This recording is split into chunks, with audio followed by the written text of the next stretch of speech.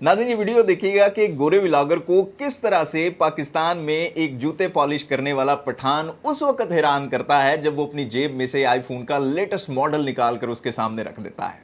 गोरा व्लॉगर परेशान हो जाता है कि पाकिस्तान में क्या लोग इतने ही अमीर हैं कि जूते पॉलिश करने वाले के पास भी आईफोन का लेटेस्ट मॉडल है।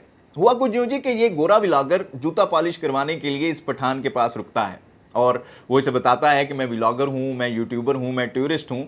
तो ये पठान भाई पहले उससे इंग्लिश में बात करता है और फिर उसे कहता है कि ये मेरे मोबाइल पर अपना अकाउंट निकाल कर दो ताकि मैं तुम्हें फॉलो कर लूँ। और जब ये पठान भाई इस गोरे के हाथ में मोबाइल पकड़ाता है, गोरा परेशान हो जाता है। एक दफ़ा मोबाइल को आगे से देखता है, पीछे से देखता है और कहता है कि क्या पाकिस्तानी इतने ही अमीर हैं कि एक जूते पॉलिश करने वाले के पास आईफोन का लेटेस्ट मॉडल है। इस जूते पॉलिश करने वाले ने गोरे को हैरान तो जरूर कर दिया, लेकिन वो शायद पाकिस्तानियों के जुगाड़ के मुतल्लिक नहीं जानता। जी हाँ जी, इस मोबाइल में एक जुगाड़ है।